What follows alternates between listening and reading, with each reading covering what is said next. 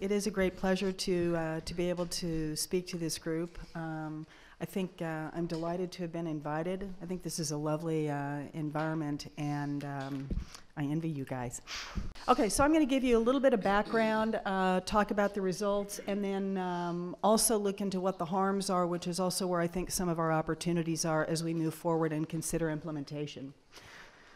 I don't want to spend too much time on history, but I think the results of many of the randomized trials that were performed in the 70s using combinations of chest x-ray and sputum are informing in that although they did see increases in early stage disease, they realized no mortality benefit.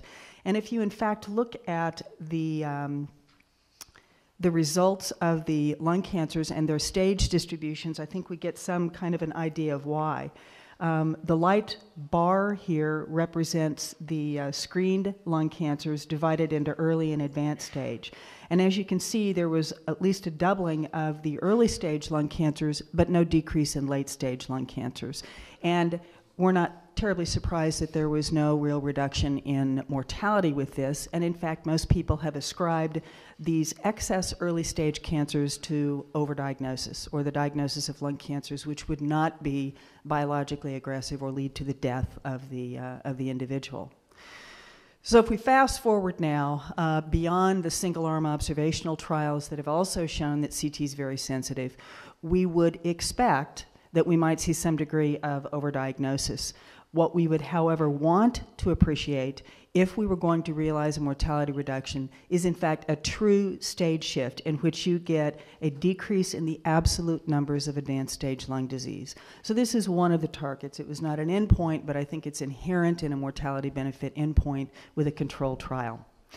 So the NLST was a randomized trial. It married two different groups. One was a contract operated within the NCI called the Lung Screening Study, and the other was the grant that was sponsored by the American College of Radiology Imaging Network, and the one for which I was the principal investigator. We ultimately, in combination, enrolled over 53,000 individuals across the United States at 33 different sites. These individuals were randomized in a 1-to-1 ratio to receive either low-dose helical CT scans or chest x-ray for 3 annual screens. Those individuals were accrued up through 2004.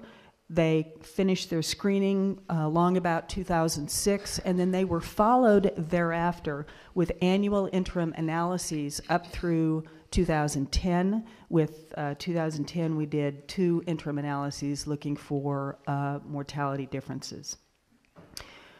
These patients were followed for a median of about 6.5 years, some longer than that, and we were very fortunate to have aggressive outcomes collections such that we knew the survival statistics or the vital status of over 95% of individuals in both of the arms. Our endpoint was a lung cancer specific endpoint. We had 90% power to see a 20% difference between those two arms, and we factored into our power calculations some degree of non-compliance and crossover contamination.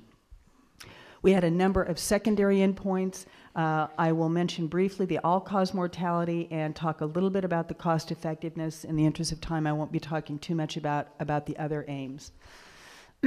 So the way we did this in both the CT and the chest x-ray arm was that patients came in and had their screening examinations. Their radiology interpretation was pretty much a binary decision. It was either a positive screen with a finding that could be related to lung cancer, or it was one of 2 different kinds of negative screens. But the positive-negative binary aspect, I think, we'll be revisiting later in the talk because I think it's important.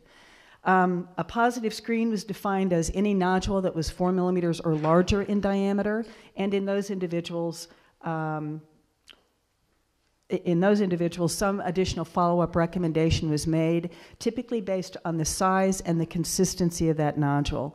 In a small percentage of cases, we didn't see a nodule. We saw a central mediastinal mass. We saw collapse with a central hilar lesion, a pleural abnormality, but most of the abnormalities were based on the detection of a nodule. Negative screens were of two types, and those were, there we go.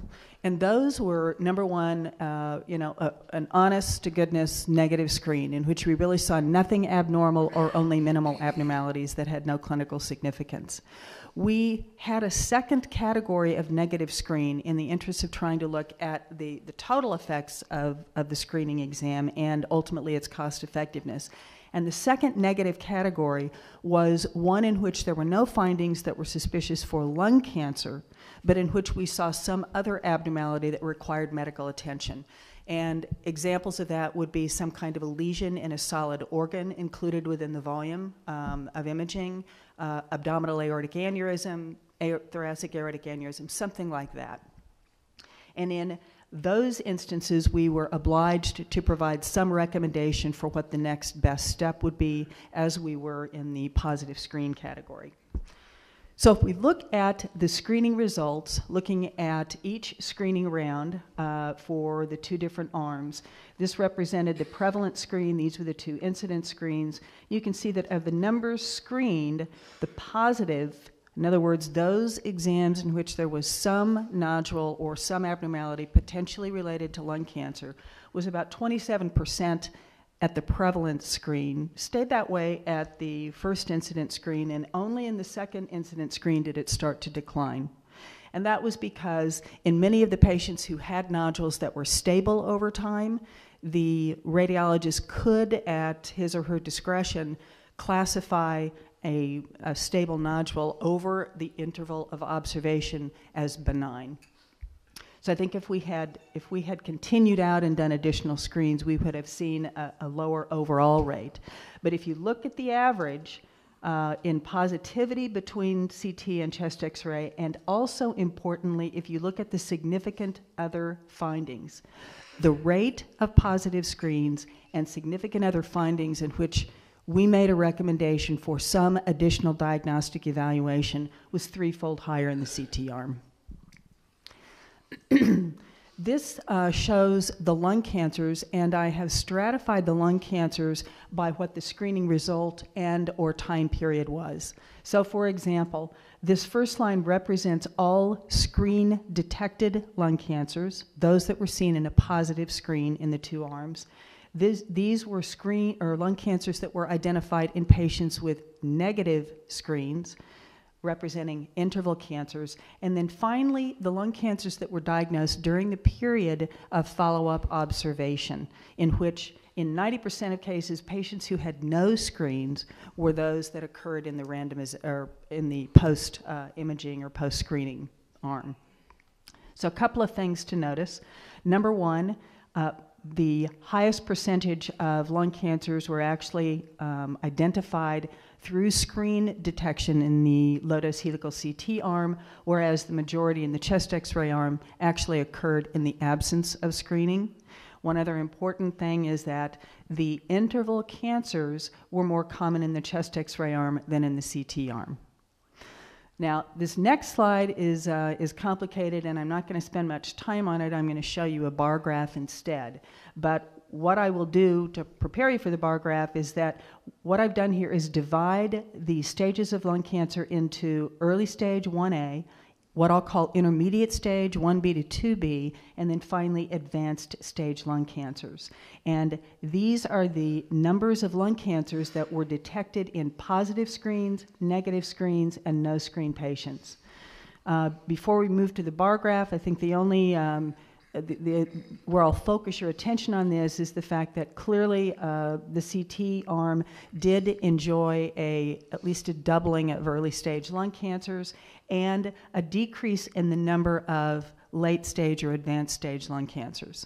So let's take this same data and put it into a bar graph perspective in which stage is across the horizontal axis, and each of these bar graphs is represented by the screening result type. So the gray is positive screens, the light color is lung cancers in negative screens, and the blue are the lung cancers that were diagnosed, excuse me, absent screening. So I'm going to focus your attention here. The first thing that we want to appreciate is that, in fact, there was a more than doubling in the early stage lung cancers with the low-dose CT arm. The other important information within this subset is that, in fact, the majority of early stage lung cancers were screen detected in the CT arm, whereas they amounted to little less than half of those detected in the chest X-ray arm.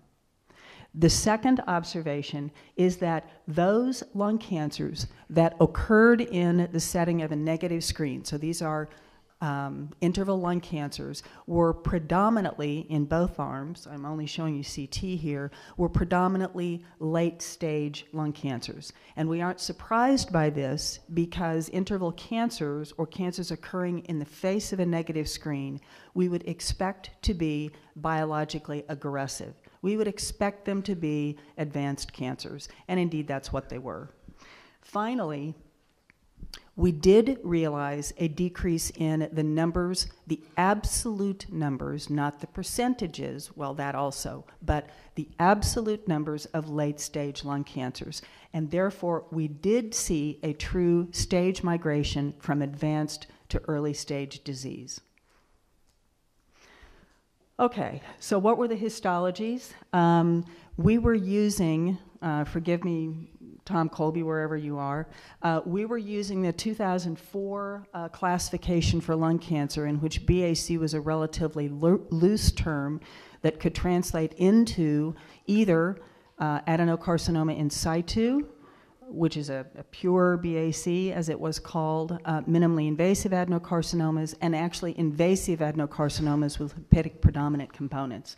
So if we lump BACs and adenocarcinomas together, we'll see that, in fact, not surprisingly, the highest percentage of lung cancers that were observed in the trial were adenocarcinomas. The second most common histologic cell type was squamous cell carcinoma, and then finally, if we jump down to small cells, they amounted to about 15% of the numbers of lung cancers diagnosed, which is pretty consistent with our American epidemiology these days. I will say that the small cell carcinomas in about 85% of cases in both arms were also advanced stage at diagnosis. So what did we do with all of these positive screens? I'm going to show you these two rows. These are per screening time point, the numbers of individuals who had a positive screen. The second row represents those in whom a lung cancer was confirmed. So that is the overall percentage of positive screens across the three arms that had a lung cancer associated with them, meaning that the positive predictive value of a positive screen in the NLST was less than 4%. And therein lies one of the major challenges and I think opportunities for us moving forward, but we'll get into that later.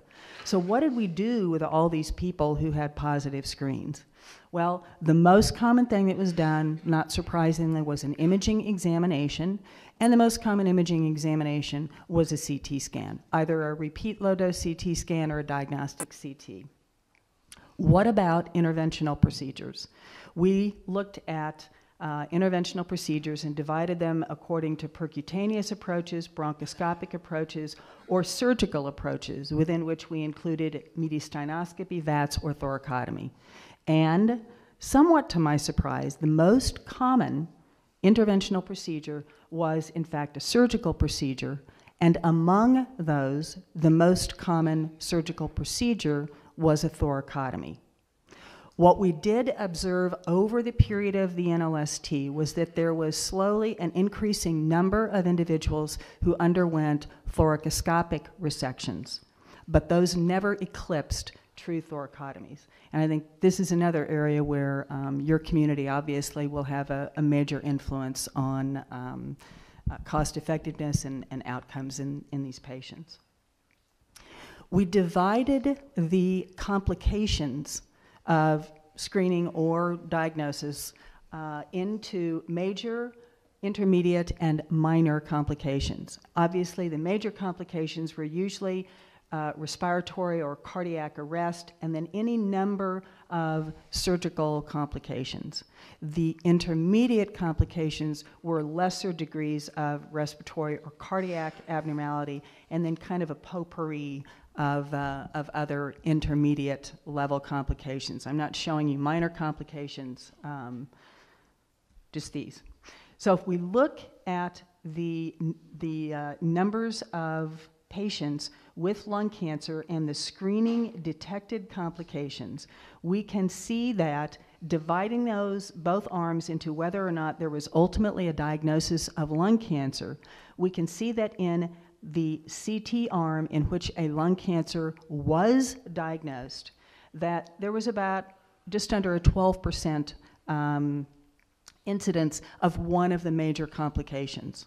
When we looked at death rates following an invasive procedure, we found that the overall death rate was in fact 1.5%, which is probably less than what is the reported national average. And I think we represent an overestimate of deaths following an invasive procedure, because we looked at death after 60 days as opposed to after 30 days, which is more common in the surgical literature. The second very important point to be made from this is that in the patients in whom lung cancer was not diagnosed in the context of the screen, the complication rates were very low. So overall, we were pleased that the complications were low and that those complication rates in patients without lung cancer were very low. So what did our participants ultimately die of? And not surprisingly, the top four were lung cancer, other cancer, a cardiovascular death, or a respiratory death. When we looked at the differences in the lung cancer rates, and we normalized that by looking at those death rates per 100,000 person years, we see that the lower rate of deaths in the CT arm did in fact reach significance at 20%. And this amounts to an absolute reduction in lung cancer death of 4 per 1,000 individuals. What we hadn't powered the trial for, and what was surprising but in a very nice way, is the fact that we also realized a 6.7% decrease in all-cause mortality. And that tells us, number one, that the screening did not introduce some other problem that could ultimately result in death. But as or more importantly, what that means is that the patients who were spared a lung cancer death did not then the next day die of their myocardial infarction or stroke. These were actually surgical cures and a reduction in all-cause mortality. And that's never been shown before in a clinical trial. So I'm going to summarize where we are right now, and that is that we know that with low-dose CT we detect more lung cancers. We know that we observe a true stage shift, and by the way, I should tell you that that stage shift was not seen at the prevalence screen, which we would expect. When you do your first cross-sectional screen, you're going to get all cancers across all stages. It occurred during the incidence screens. Third, that we did appreciate a 20% relative mortality reduction and an absolute mortality reduction. We had few major complications, and there was, in fact, a decrease in all-cause mortality that was statistically significant. So what next? Well, in order for CMS, in order for the VA system, in order for private insurers, of which there are actually a couple now, that pay for screening, to be able to be confident that this is a worthwhile venture, we're going to have to show them cost-effectiveness data. And that is currently in preparation. We're hoping to be able to publish those results in the next 4 months or so. It will compare low-dose CT to chest X-ray, and we will be modeling a no-screen arm based on our partner trial, the PLCO, or the prostate, lung, colorectal, ovarian trial. We'll be looking at incremental cost-effectiveness ratios in which we look at the differences in costs in US dollars, looking at the medical costs the non-medical costs like parking and travel, and opportunity costs in the form of lost wages. And we'll be comparing that with both life years and quality adjusted life years, using a societal perspective and looking at the cost effectiveness within the NLST, but also modeling cost effectiveness over the lifetime of individuals by calculating this based on age, sex, smoking histories, and what the stage diagnosis was. So I can tell you that the CEA has yet to be published. A kind of back-of-the-napkin CEA has been done by Bill Black, who's the radiologist and health services scientist from Dartmouth, who's doing this in conjunction with RAND. And the back-of-the-napkin calculation came out to about 38,000 per life year, which is actually very favorable. So we'll have to wait for the final results on that. What are the harms of screening? And I think the major harms that we are hearing about are the effects of radiation, the very high positivity and false positivity rates, and then finally this notion of overdiagnosis. And I'm going to briefly touch on each of these. First of all, when we think about radiation dose, we tend to correlate this with whole body effective dose because then we can compare it to what you receive from natural sources. And if we do that, we can see that the low-dose helical CT delivers about 1.5 millisievert, mammography is about half that, and the chest X-ray is really minuscule. And you can compare that to natural sources of radiation, which at sea level are about 3 millisieverts per year. This doesn't really tell you what radiation risk is, however. In order to do that, you have to look at organ-specific doses because each of the organs is differentially and uniquely susceptible to radiation carcinogenesis. So when we do that, we can predict that with low-dose helical CT using the techniques that were used in the trial, that we deliver about 4 milligray to the lung and to the breast. And we deliver about 1 milligray to everything else that was exposed within that volume of interest. So that would be the liver, the kidneys, the bone marrow, the stomach, etc. If you compare that with mammography, screening mammography also delivers about 4 milligray to the breast, but the organ-specific doses elsewhere are negligible because the beam is so collimated, we don't screen or we don't x-ray any other part of the body other than the breast. And this has a significant difference. And by the way, I should tell you I'm referring to female breast here. It's lower in the male. So how do we translate those numbers really into population risks? We do so, or we can do so, by looking at what the population risk is baseline. And that is that about 1 in 3 individuals will develop a cancer, not necessarily a lung cancer, but a cancer during their lifetime. With a diagnostic chest CT, it's estimated that to develop a CAN scan, it would be 334. If we look at a screening CT and reduce the dose anywhere from maybe a third to 20%, then that number drops even farther, and you can do the math. The point of this is that I think that a single scan has a very low radiation carcinogenesis risk. The question is whether or not cumulative annual doses, as might be applied to a screening population, are going to build up that risk.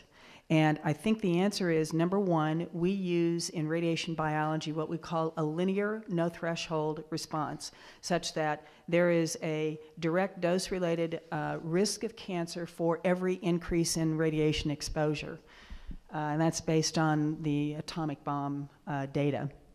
We also assume cumulative dose. But to be quite honest, I don't think we know what happens with low doses that are given incrementally over time. And I think there's some ways that we can look at this in cell culture, but it's very hard to try to measure this in a population over time because of the latency periods. The final thing I'll say about that is that the commercial vendors have been all over this for quite a while and are now coming up with reconstruction algorithms for the raw data that comes into a CT scanner. Instead of using what we currently use, predominantly, which is what we call filtered back projection. That's just the mathematical reconstruction algorithm that generates that image. They're now using what we call iterative reconstruction algorithms, which can reconstruct the image with fewer photons, meaning less exposure. So we're going to see that the exposure rates go down just because the commercial vendors have gotten smarter with how we generate the images. What about improving the test performance? As I mentioned to you, the NLST algorithms were dichotomous. It was positive or negative. The Nelson trial, which is being done in the Netherlands and with the Danish, really uses a two-step process that's based on nodule size. And it goes something like this. At the prevalence screen, if you have a negative interpretation. If your nodule is less than a certain volume, they're looking at volumes, but you can translate that into diameters, which is what we used. If it's less than about 5 millimeters. And those patients should just come back for their annual repeat CT. Or you have positive screens in which the nodule is less than about 1 centimeter, and in those individuals, they go to a definitive workup, which usually included some kind of an invasive procedure. So the gray scale between these two were the intermediate or indeterminate categories between 5 and 10 millimeters in diameter. And those folks were automatically managed with a follow-up 3-month CT, the results of which were used to determine whether the patients had a positive or negative screen. So if we look at this, in fact, the performance characteristics of the screening examination jump. You'll remember I told you that the positive predictive value in the NLST was less than 4%. Well, the positive predictive value in the Nelson trial goes up by about 10-fold at prevalence and is, in fact, over 40% at incidence. So this looks great. Well, clearly, if you have a two-step process, you will redefine what is a positive screen and you will improve your performance characteristics. We just saw that. But does it really change medical resource utilization in patients who undergo screening? And the answer is that if you look at the diagnostic algorithms used in the NLST and in the Nelson trial, they're actually pretty much the same. So we don't really reduce medical resource utilization by moving to this approach. So the question then becomes, is this just aesthetic? Is this just an aesthetic way to improve the characteristics of your imaging screening test? And I think some of us would say, yes, I wouldn't. The reason why I wouldn't is that the implications of a positive and a negative screen are then much more valid. They're much more closely related to the reality of the risk. And I think that has significant implications for the individual who is screened and for the care provider of that individual who's going to have to follow those patients. So I actually think that this is an improvement over what the NLST did and that it should be explored further. And I also think it introduces the notion that lung cancer screening isn't a one-shot thing. It's going to be a process, and we're going to have to figure out how to manage that efficiently. With respect to the notion of overdiagnosis, and it depends on what your denominator is for calculating that in the NLST, it ranges anywhere from 12 to 18%, which is not surprising. I think most of us walked into the trial assuming about a 15% overdiagnosis rate. My problem, having gone through this trial, is that I had a much better idea of what overdiagnosis represented before I did the NLST than I do now. And this is one of the reasons why. This is 3 serial images in an individual who had a very small sub-centimeter ground glass nodule in the right lower lobe. And these images were acquired over about a 2.5-year period of time, at the end of which I think most of us would say, yeah, I think that looks a little bit bigger, but it was still sub-centimeter. So what do you do with a ground glass nodule that is sub-centimeter, that is fairly indolent in its biology or in its progression? Well, we said, come back and see us next year, and she said, you've got to be kidding me. You've been following this long enough. And so she didn't come back until she had an overtly invasive adenocarcinoma. And one of the take-home messages for me in this, and maybe Tom Colby will address that, but I don't know what overdiagnosis means. I do know that these pre-invasive lesions can kind of meander along for a long period of time, but they're not following a linear growth curve. I think they go along, until they get their next genetic hit, and then their growth curve accelerates. And we don't know when that is, at least right now. So I think this is a problem for us in management. The other problem, and I think this is really a management issue that we're beginning to see more and more, is the following. This is an individual who had an adenocarcinoma and had a satellite lesion. So this was clinically a T3 cancer. We would expect this patient to undergo a lobectomy, right? Okay. Well, what do you do about all the other areas within the lung parenchyma in which there is probably pre-invasion? So I think this is going to be a circumstance that we see more frequently, and in which we're going to have to think a little bit more creatively about how we manage these patients. And it's entirely likely that stereotactic body radiosurgery and other locally ablative therapies will play a larger role in managing these patients over time. How much time do I have? Okay, so I'm going to finish here, and thank you all for your attention.